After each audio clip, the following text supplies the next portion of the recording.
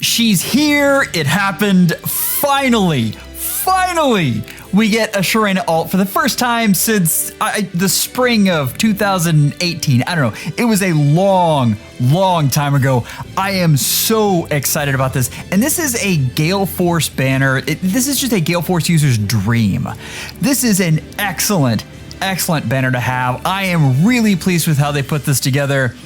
Let's get into it. I'm going to try to have an unbiased opinion of all of this, as hard as that seems to be. First up, we have Embla, and this is a really neat unit. The thing that everyone wanted to see was Embla as a GALEFORCE unit, and we have that as a possibility right now, and I actually think she's a very good one. Closing florets. Okay, let's get into this piece here. This is Canto remaining +1, which is good. We have Slaying. At the start of turn, if unit's HP is greater than or equal to 25%, grants to self and target allies. If special cooldown is at max value, you get cooldown -2, and if special cooldown is at max value -1, you get cooldown -1. So almost always you're going to get 2 off your cooldown, no matter where you're at.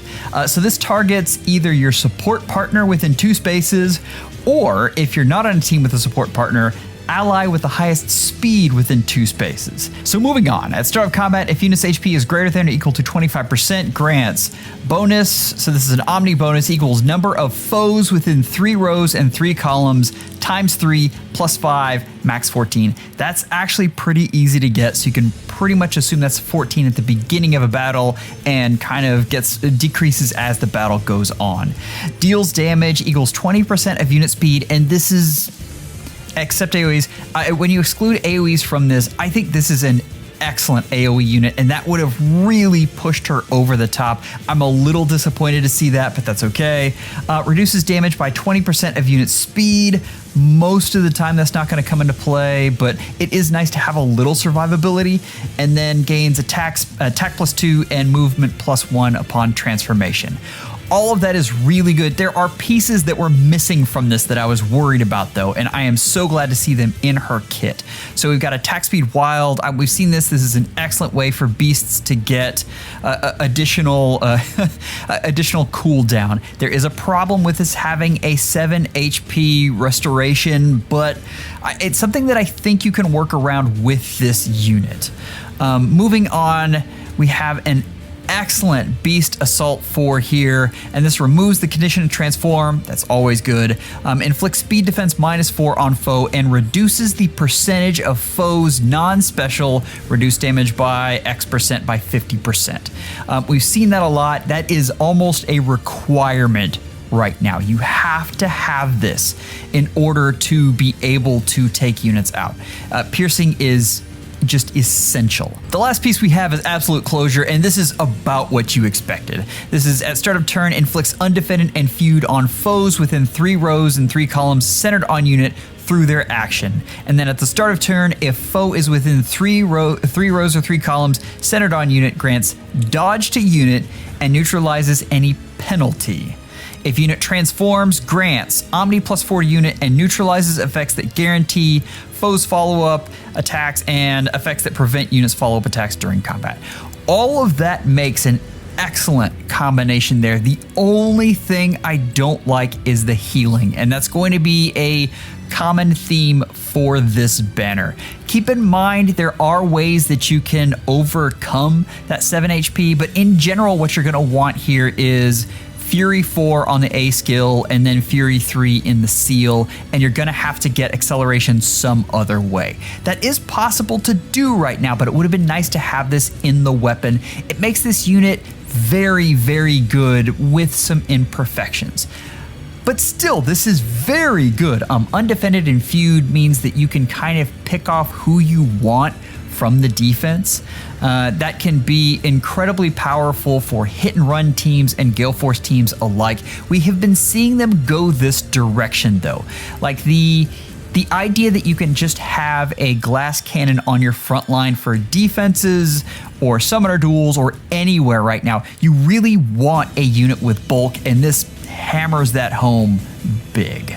Obviously for the special you're probably going to want GALEFORCE, but there are, I mean, Dragon Fang is still good, but we need a better beast special, and I think once that comes out, this unit's probably going to enjoy that as well. Let's look at Lapis next, and this unit is so unique. There are a lot of really fun things you can do with this. This is Wildflower Edge is her preference, and you get Canto remaining +1, you get Slaying. If unit has entered combat during current turn, allies within 5 spaces, that's a huge range, can move to a space within 2 spaces of unit. If unit initiates combat or is within 2 spaces of an ally, grants Omni +5. You get an additional Omni +15% of unit speed at start of combat, deals damage equals 20% of unit speed, and reduces damage from foe's first attack by X%, X equals 80 during first combat, or X equals 40. Then we have, if unit initiates combat, deals 10 damage to target and foes within 2 spaces after combat, and inflicts share spoils on that one target through its next action. So the thing that you are expecting is for Lapis to lose. And that's where it gets a little interesting, and it makes share spoils a little less powerful. It's still very unique and has some fascinating things to it. Let's just go and let's look at the rest of this kit first. We have Flared Sparrow. Flared Sparrow is amazing. We love it. It's perfect for this unit. We have Flow Guard 4, which is really interesting. So this has speed defense -4. This has full no follow-up. This has guard.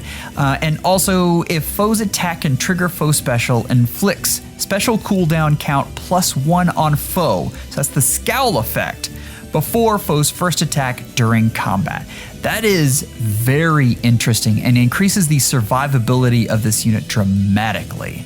Panic Smoke 4 is great, but having the scowl on this unit is that's fascinating. It's a nice little piece here.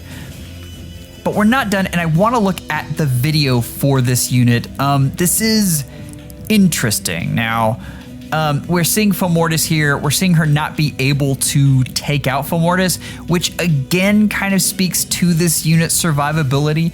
Unfortunately, you may not want to have this unit survive. Like, this is something where Escutcheon is probably the best thing. Okay, so within 5 spaces, you're seeing Allcrest be within that, and he can warp within 2 spaces of this unit.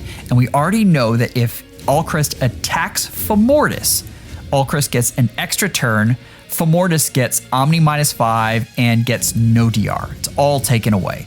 So this is very good against raid boss type units. The problem is it's taking up 2 actions, and that is tough. Like, we talk about action economy a lot, and that is not helping us any. So again, this unit is interesting as a hit and run unit, but there are, I'm anxious to see how people use this unit. I'm very excited. I think this is a very powerful effect. I want to see how people use it. Right now, I'm not going to call this like meta breaking or absolutely busted. If we get this on more opponents, I think we could definitely see this be a very powerful effect. Right now, it's just interesting. Let's move on though. So we actually get Nell from Engage. This is a lot of fun. This is an infantry green dragon. She's the demote, and she's not very good. She's okay. She'll be just fine if you want to merge this unit up. There are a lot of things that you can give dragons, and that you can make this unit good. But the headline is this fodder. Like, attack speed scowl 3 and counter roar 3. That's phenomenal. Like, that is, hand that over. If you're a lover of dragons, this is the perfect pre-fodder for so many of your units. So keep that in mind with this unit, and I like this unit for that reason. Dragon Bloom Plus is not something that's really you're gonna write home about. You get Omni +4, deals damage equals 15% of speed, reduces damage from foe's first attack by X% during combat, and then you get the 80 or the 40. That also includes Brave, and then of course you get the adaptive damage. So this isn't just amazing, and we've gotten some pretty decent Dragon Stones recently, just like the Sunstone Plus, and of course Fallen Lumera's weapon. This is not amazing. But again, you get a lot of pre-fodder if you are inheriting stuff to this unit. She also already comes with it, so she is pre-foddered up and ready for you to build. But here's the real moment, and we actually have a duo Sharena and Veronica. I love everything about this. I was scared to death when I saw that this was a melee cav though. Like that is an archetype that is really hard to be good at. And I think this unit makes it. We're gonna get into it here. Let's go on though. So right off the bat, you see this unit is moving 4 spaces to attack. That's excellent. We're gonna see that play out in just a second. This unit is then going to attack into Aider, which is a very bulky unit. We'll see how that comes out in just a second. We're gonna talk about the skills first though. And I am so excited. I cannot wait for this unit. I have been waiting for so long. All right, United Bouquet. We have Slaying. At start of turn, if unit HP is greater than 25%, grants attack speed +6 and movement +1. Movement +1 is very powerful, especially as a passive effect, so that is excellent. At start of combat, if unit's HP is greater than or equal to 25%, grants Omni plus number of allies within 3 rows or columns times 3 +5. That is very easy to get that to 14 there. You have full NFU, you have deals damage equals 20% of unit speed, and also when unit deals damage during combat, and this is the tough thing, restores X HP to unit, which is number of spaces from start position to end position of whoever initiated combat times 3, max 12. All of that is excellent. As a Gale Force unit, and we're gonna see this unit, it really wants to be that. You really want to be able to be a beacon as well. And that makes it more difficult to do so. Healing 12 HP per turn is a little bit hard to overcome. It makes this unit more of a hit and run style, but as we're gonna see, there are a lot of actions you can get out of this unit. So this is still very good. I'm a huge fan here. We've got no quarter, and we've got a new thing called Attack Speed Excel.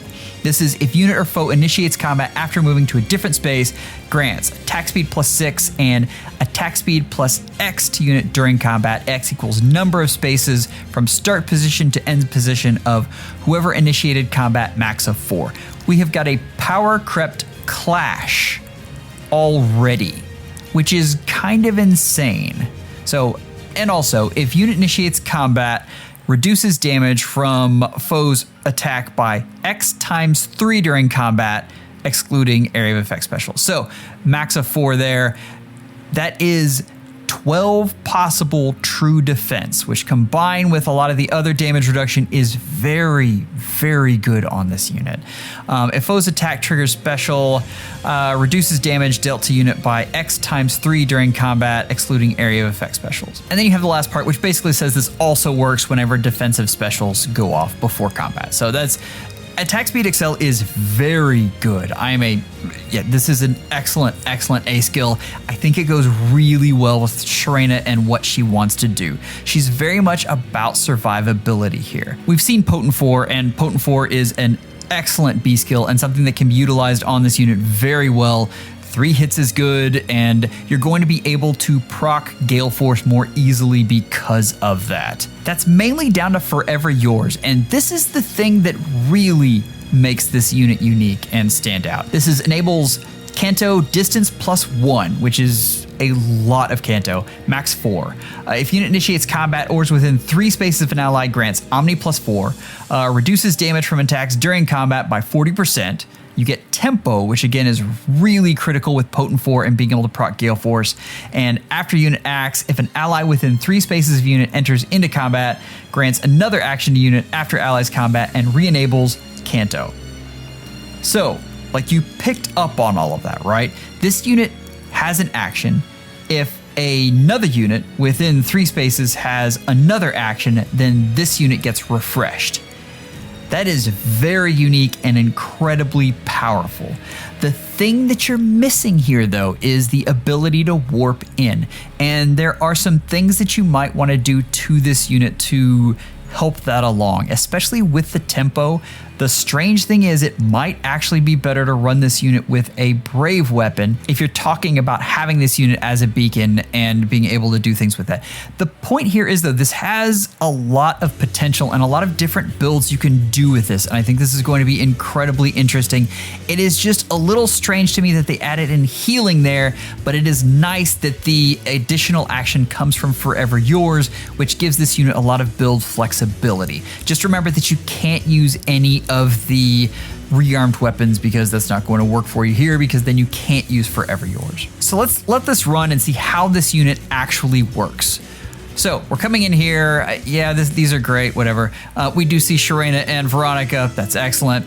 Ader isn't able to outspeed this unit, and Ader is very bulky. So seeing Sharena actually be able to defeat her is heartening. Moving on here, you see the Kanto away. You see Alphonse coming in, having an action, and then we refresh Sharena. That's really big. That's what we're talking about. Now, the 3 spaces is interesting, and this is where you'd really like to be able to warp in somehow. And that's where I'm thinking possibly a switch in that main weapon for GALEFORCE teams. For Arena, you're definitely going to want United Bouquet. Go all out on that one. And actually, even in Summoner Duels, this is an interesting unit, especially with how we've seen Cavs and how they're working right now. I think this is a fascinating unit to pair with a lot of the craziness that's going on there. Let's go on a little further here. We see this unit go up and be able to take out Hell. There's the 3 hits there. We're going to smack Hell a bunch of times. We're going to unfortunately see healing after this. Otherwise, this would have been perfect for any kind of Wings of Mercy type things. The duo skill is what we really want to look at here, though. And this is grants you another action, and if Kanto has already been triggered, re-enables Kanto. And you can see how they really want to be able to refresh Kanto in every hit this unit gets. That is incredibly powerful with hit and run teams. That is incredibly powerful with GALEFORCE teams. That is incredibly powerful in Summoner Duels teams when you're finally able to take out the Kanto control unit, being able to then activate this and Kanto away. I will say that any sort of duo skill that gives you another action takes up an action. So in Summoner Duels, it sometimes becomes a wash until late in games, but this unit has some other things that they can use in that capacity. All right, moving on. We hit the duo skill. Sharena acts again. And look at the little dolls there of Asker and Embla. That is adorable. I love that so much. So moving on. We get the additional action. We don't see Sharena kill anything else. All is well, though. This is a very interesting unit and an archetype that is hard to break into because you have to be truly special. This is either a melee nuke or this is a GALEFORCE unit. Both of those can be very powerful depending on where you want to use them. And again, I think it does give her some build flexibility, which I like. I will definitely be making a video all about Sharena, so look forward to that coming. Let's get to the tier list though. The big thing you should be asking here is, are any of these units going to dethrone Winter Edelgard? The first answer for Embla is no.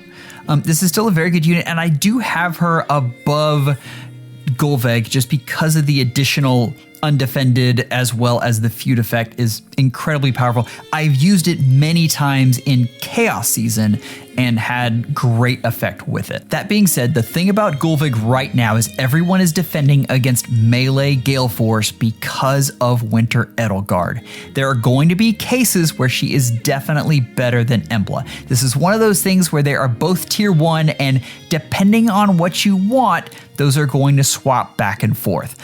But I do think Embla is an excellent unit and is going to make a lot of defense builders have a lot of heartburn. So anyway, let's move on to our support heroes, and that's where I've got Lapis right now. And if you guys remember that tier 3 from my support videos that I just did, tier 3 has a lot of gimmicks in it that are incredibly powerful in the right hands.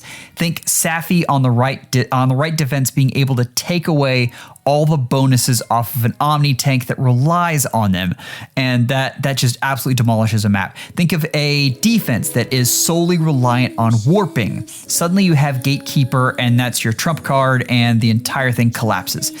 Lapis, I have a feeling, is going to be in that same vein, where a power user is going to be able to use this unit and do a lot of fun things with them, but it's not going to be something that you're designing an entire team around. It's more of a thing where this is an addition to a hit and run team, for instance, that can be incredibly powerful in that way. For Nell, I do have her in the PRF list tier 4. Again, I have her on the top of that because of how many things dragons have gotten, and I love the idea of a bridal dragon. We did go over her dragon form, but it's incredible. It looks so good. So this unit is in tier 4, but can be built. If we're talking about fodder though, and the cost of that fodder, this unit is excellent. And if you're looking to build up a dragon soon, you might look to do your free pull and try to get Nell. Particularly because green is so easy to get, you have a fairly high percentage of making that happen. Next, we have GALEFORCE Sharena, and I don't usually rank melee nukes because they have a very specific purpose but aren't used widely. But I do think she's going to be an excellent GALEFORCE unit. I do think she's going to be better than tier 1 with Gulveg. Does she dethrone Winter Edelgard?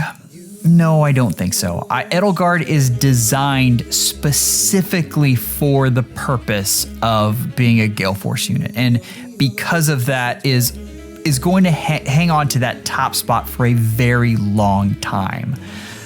But I do think Sharena gives her a run for her money, and you know what? I mean, I am a Sharena fan here, so just this once, we're going to be completely biased. And that's right, we're going to put her above Winter Edelgard. So, Summoners, the thing I like about this unit is, again, the build flexibility and the number of different modes you're going to be able to use her in. One of the hard parts with the way Winter Edelgard works is the fact that she relies so heavily on charge to move great distances, and that's not going to be an issue with Sharena, so keep that in mind. But I love this unit a lot. I am going to look forward to plus 10ing her. She's going to be amazing. I mean, if you want to look at the real tier list, it's the one up above, but I mean, with bias, we've got her in tier 0 and she's above Winter Edelgard. Summoners, I am so excited about this unit. I've been waiting a long time for this, and having an alt like this is incredible. Having her as a duo unit that works in so many places, it makes me really happy. I am going to have a lot of content to share with you guys on this because, again, this is just incredible. Expect a plus 10 live stream coming very soon. If you're interested in more about support units, I just did a whole tier list with them that I'm very proud of. Took a lot of work. Go check that out. Members, you are amazing. I can't wait to share this with you, and we're going to have fun summoning. Take care and schedule an appointment with your FEHology just real soon.